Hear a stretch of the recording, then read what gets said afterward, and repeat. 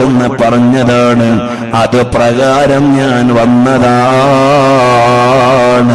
കൂട്ടുകാരെ, സ്നേഹപ്രപഞ്ചത്തിൽ പങ്കെടുക്കുന്ന മുഹിബ്ബീങ്ങളെ, ഇത് ലോകത്തിന്റെ നാനാദിക്കിൽ നിന്നും കേട്ടുകൊണ്ടിരിക്കുന്ന മുത്തുനബി തങ്ങളെ ഇഷ്ടം വെക്കുന്ന ആശിഖീങ്ങളെ, എനിക്കും നിങ്ങൾക്കും ദിവസേന കുറച്ചു സ്വലാത്ത് ചൊല്ലിക്കൂടെ? ഉമ്മ പെങ്ങന്മാരെ, ഒഴിവുള്ള സമയം മുഴുവനും സ്വലാത്ത് ചൊല്ലണം.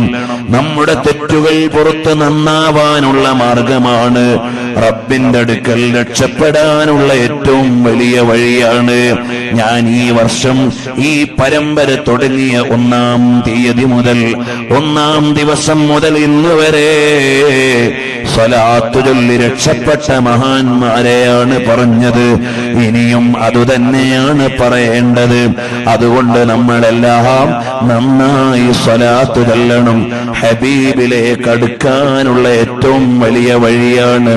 അല്ലാഹ്, ഞങ്ങൾ 11-ാം കൊല്ലം ഈ സ്നേഹപ്രപഞ്ചത്തിന്റെ മഹനീയ സദസ്സിൽ മുത്തുനബി തങ്ങളെ വസീലയാക്കി. നാളെ ഞങ്ങൾക്കൊന്ന് രക്ഷപ്പെടാനാണ് ഞങ്ങളിവിടെ ഒരുമിച്ച് കൂടിയത്.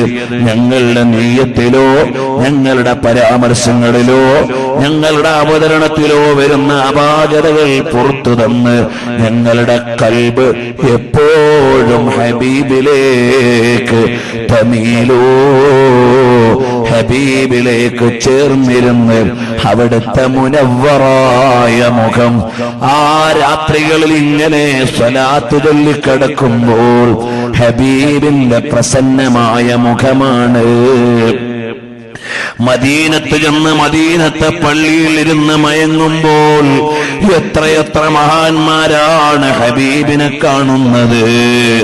ആ കാഴ്ചയിൽ നിന്ന് വിസാൽ ലഭിക്കുന്ന നല്ലവരിലേക്ക് അവിടെ നിന്ന് അവസാനം യാ ആശിഖീന തവല്ലഹു ഫീ ഹുബ്ബിഹി, അവിടുത്തെ ഹുബ്ബിൽ ആണ്ടുപൂണ്ട് നിൽക്കുന്ന ആശിഖീങ്ങളിലേക്ക് ഞങ്ങളെ ഒന്ന് ചേർത്ത്. അൽഹംദുലില്ലാഹ്, നല്ല ഒരു പറ്റം ചെറുപ്പക്കാര് ഈ സ്നേഹപ്രപഞ്ചത്തെ ഇഷ്ടം വെച്ച് പതിവായി കേൾക്കുന്നവരുണ്ട്. ഞങ്ങളുടെ ആരുടെയെങ്കിലും കൽബിൽ അവിഹിതമായ വല്ല സ്നേഹങ്ങളും കടന്നുകൂടിയിട്ടുണ്ടെങ്കിൽ അത് ഒഴിവാക്കിയിട്ട് ഹബീബിലേക്കുള്ള അദമ്യമായ ഇഷ്ടം നിറച്ച് ഞങ്ങളുടെ ജീവിതം നിന്റെ തഖ്വയിലാക്കി ഹിദായത്തിന്റെ വഴിയിൽ ഉറപ്പിച്ചു തരണം അല്ലാഹ്. ഞങ്ങൾ പറയുന്നതിനേക്കാൾ വലിയൊരു ഹുബ്ബ് ഞങ്ങളുടെ കൽബിൽ നിറയ്ക്കണേ റബ്ബേ. മരിക്കുന്ന സമയത്ത് അവിടുത്തെ ചിരിക്കുന്ന മുഖം കണ്ട് നിന്റെ ലിഖാഇന് പറ്റുന്ന മരണം ഞങ്ങൾക്കും ഞങ്ങളുടെ മാതാപിതാക്കൾ, ഉസ്താദുമാർ, സ്നേഹജനങ്ങൾ, ഭാര്യ സന്താനങ്ങൾ, കൂട്ടുകുടുംബാദികൾ ഞങ്ങളെ ഇഷ്ടം വെക്കുന്ന